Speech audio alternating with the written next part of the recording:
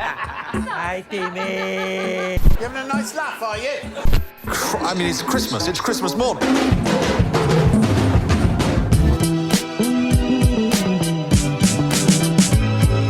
Hey! I love the way it makes me feel inside. What's up, everyone? Adam from FWCI. This is Brewstew 90s Night. Yeah. All right. Housekeeping. Quickly. A lot of people in the comments are probably already... You haven't watched the Brewstew 90s Toys videos. And they were right. I hadn't. But I have recorded it. I haven't edited it yet. But this one is New Stew. So I'm going to upload this one first. And because we're talking about the 90s, segue, this is my tri-annual... Go check out my Vanilla Ice, Cool as Ice movie reaction. It was an action kidnapping movie starring Vanilla Ice. It was completely... they tried to make it serious, I guess. I don't know. It's not like a comedy. I don't think it was supposed to be. I don't know. Go check out my reaction. Even if you haven't seen the movie, go watch my reaction to it and let me know what you think about Vanilla Ice. And of course, if you do want to support the channel a little bit further, patreon.com/FWCI is where you can do that. And make sure you go to patreon.com/Brewstew to support the man himself. Let's jump in. 90s night. That sounds like it's a themed birthday party or something. Like, hey, come in your best 90s clothes. And I'm like, this is what I always wear. My 90s NBA jersey. This is kind of my thing. So I'm guessing that it's going to be some sort of like story about going to a 90s themed birthday party. This is Brewstew 90s night.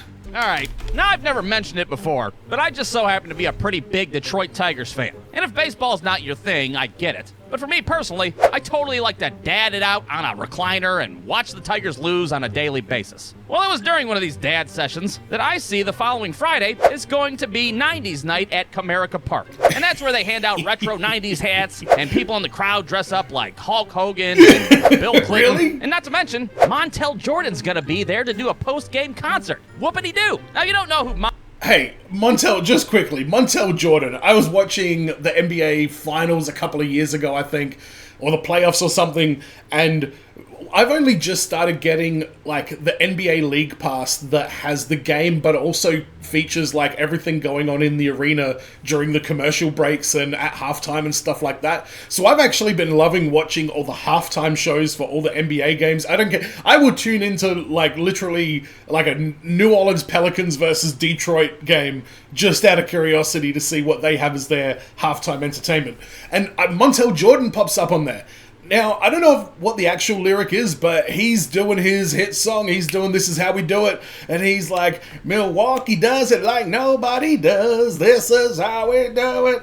And so I was like, oh, yeah. I think that's the lyrics, Milwaukee. Like, that's sick. He's in Milwaukee. He's doing his song. It's the finals. He's supporting Giannis. He's wearing the Milwaukee jersey. Fucking go, Montel Jordan, you legend. Fast forward to the next season, and I don't know what city it was. Let's just say it was New Orleans.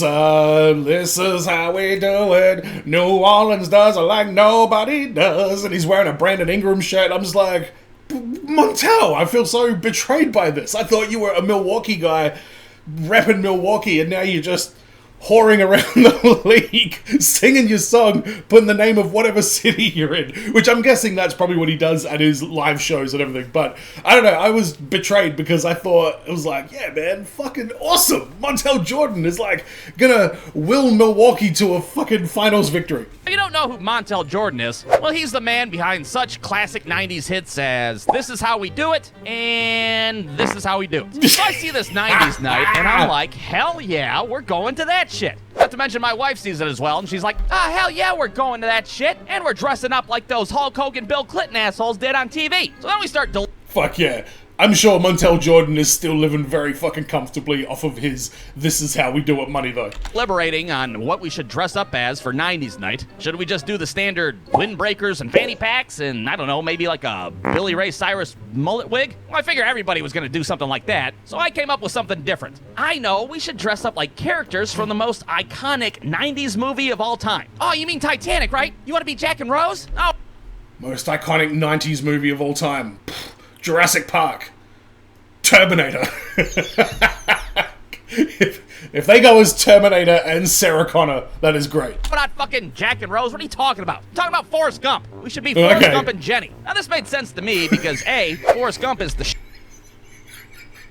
Forrest and Jenny. How are you going to depict Jenny? Are you going to depict her cracky drug habit, or are you going to indicate that she's got AIDS somehow? Or Jenny is a tragic fucking story. What are you doing?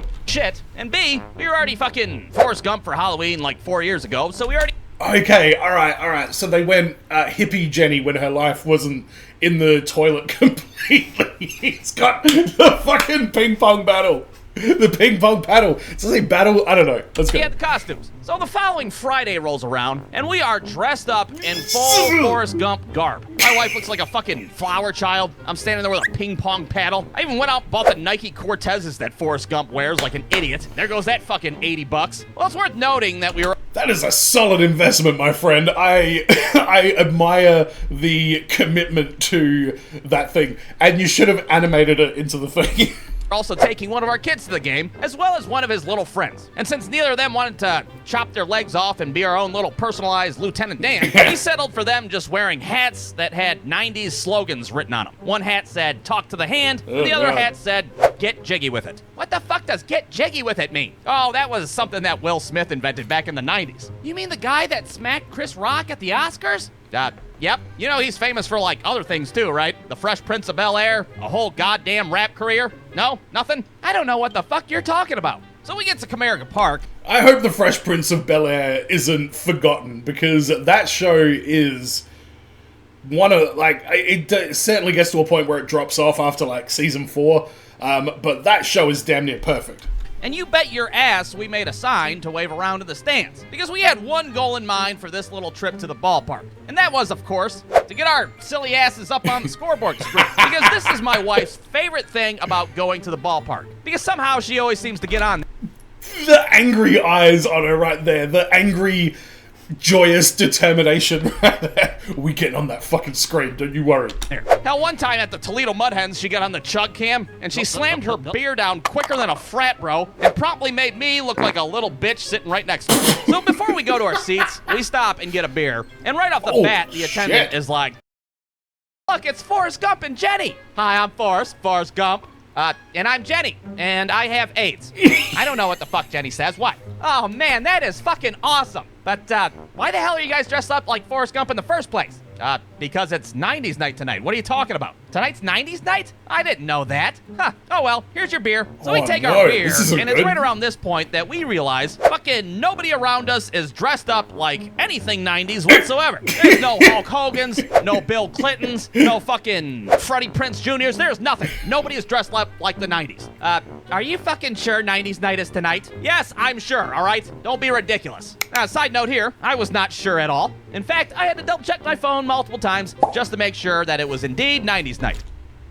Yes, it was indeed 90s night. Shit would have been funny if it wasn't, though. Okay, alright. I'm glad that...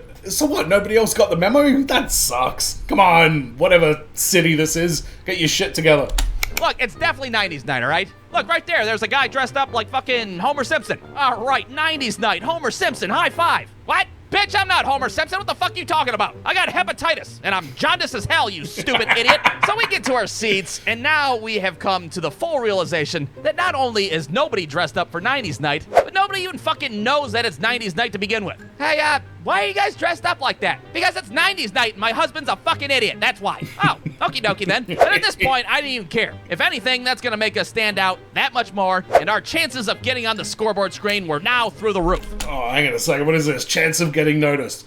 Do weird face paint stuff, yes. Yell obscenities, okay. Dress like Forrest Gump, right. Fight the mascot, that'll do it. Or streak across the field. Well, the first inning goes by, and then the second, and then the third.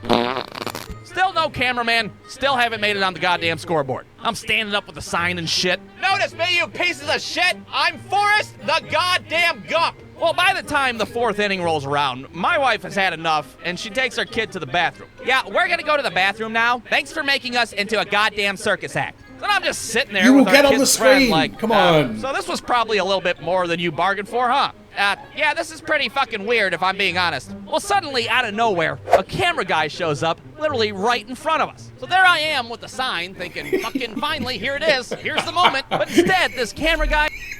He just looks like some Fruit Loop who's shown up dressed up like Forrest Gump. Like, with Jenny there's context, but he just looks like he's maybe on the same IQ level as Forrest. Starts filming everybody behind us, totally oblivious that Forrest Gump is literally within pissing distance of him. What? And to make matters worse, he's filming 90s icon lookalikes in the crowd. And sure as shit, they're showing them right there on the scoreboard, one right after the other. God damn it! It's the hepatitis, all right? So needless to say, I'm just like, hey, asshole, look over here, I'm Forrest Gump for Christ's sake. He gives me a quick peek, and he's like, holy hell, it is Forrest Gump. Now I have to give this camera guy some credit for how he handled the shot. Because first, he zoomed in on just the Bubba Gump shrimp logo on my hat, and then he slowly revealed my dumb ass holding the sign as the one and only Forrest Gump. Everybody in the stadium collectively shits their pants at the same time. I don't get it. Why the fuck is Forrest Gump here? And then 4 seconds later, the camera guy promptly fucks off. And what did you know? Here comes my wife, no. totally oblivious to what happened. What happened? Why do you got that shit-eating grin on your face? No reason, really. Your fucking husband just got on the scoreboard. Look at the picture that I took. So here's the actual picture that this guy got. There I am, ping pong paddle and all. Here's the camera guy absolutely killing the shot. This dude's over here like, Forrest Gump, what the fuck? My wife sees this picture and she is killing the shot.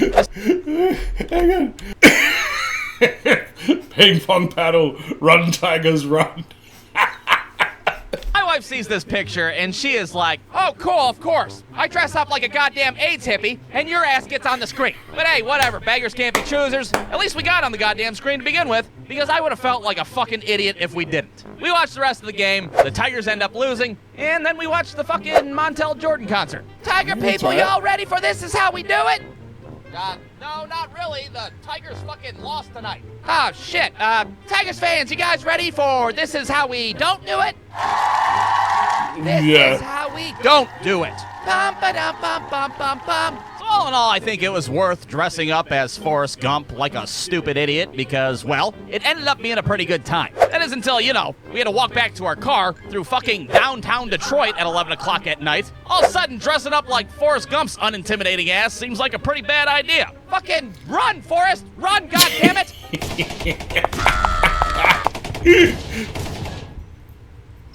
Wow. Yeah, Detroit. Okay, yeah, fair call. Oh, Viper Venom Comics. Oh god, he was doing my head in throughout this episode. All right, that was crazy. Yeah, wow. Like I say, I've been watching a lot of like halftime stuff and like timeout stuff on the NBA League Pass, and I love it when they do the camera thing where they zoom in on people. They're doing a lot now where they make like a filter that like gives them some weird like face. I'm not a huge fan of that. I like your more traditional no bells and whistles camera thing, the kiss cam, the chug cam, the Forrest Gump cam, and etc. I've never been on like a big screen camera somewhere. I might have, I can't quite recall, but I do remember seeing myself on TV years ago. There was this like weird basketball tournament where it was like kind of different rules. This is like 2010 or something like that. But the big matchup was this player who played in my hometown Adelaide. His name was Brett Maher. He had just retired, I think, and he'd been like a staple of our team, led us to championships. He had just retired, and they put a big signature of him like on the court in the stadium in Adelaide as like, as a way of like acknowledging how great he was.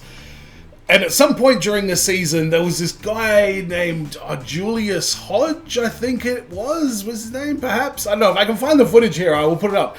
But he was playing in Adelaide. I think he hit a game-winning shot, and after he did it, he walked up to Brett Maher's signature, and he stomped on it, and he, like, squished his, like, foot into it kind of thing. And living in Adelaide, first of all, I thought it was hilarious. Brett Maher thought it was hilarious, but the newspapers were like, this is disrespectful. Julius Hodge could be charged with bringing the game into disrepute after an explosive night at the Dome. But when Brett Maher held this weird tournament with these like new rules, they had these teams cobbled together of like a couple of pros, some college students, some retired people, that kind of thing.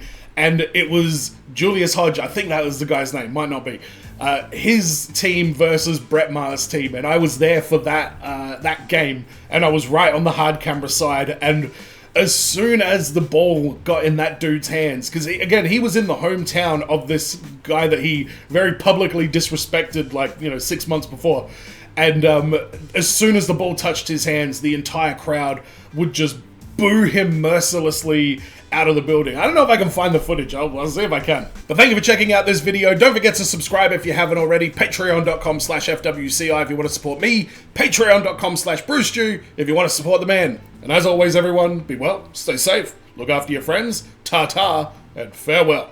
It's saying he'd step on Maher's name again and again, and that he'll make a personal effort to go out and destroy the Sixers every time he plays in Adelaide. Good work. That sound. I know that sound. What sound? Where do you hear a sound? If you don't. You hear it? Alright, Vanilla, Detective Ice is on the case. Let's do it. Why are they going to do this themselves? Why is she asking him to do this? Because he's a badass motorbike dude? Is that the thing? And why are you wearing sunglasses at nighttime? Just because we can't hear it doesn't mean they're not here.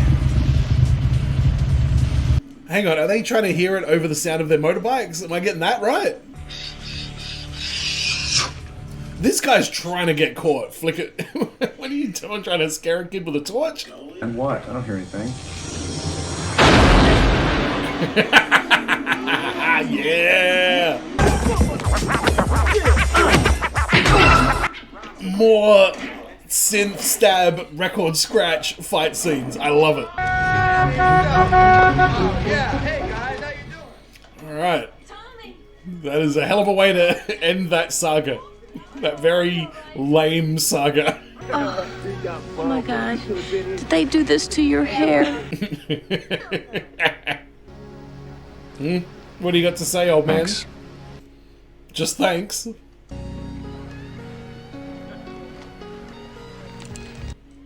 Take your sunglasses off, it's nighttime, you idiot. Oh, Vanilla Ice. Oh, Nick, you don't want to be here right now, man. Well, I hope you like being a biker chick, because you're not going to see me or my car again. Imagine that. Another completely ridiculous and stupid line. I'm glad the movie went out on the same note. I forgot something. Oh no, he forgot something. What did he forget? What is he gonna do to Nick's car? Is he gonna jump it? Of course he's gonna jump it. What is that suit?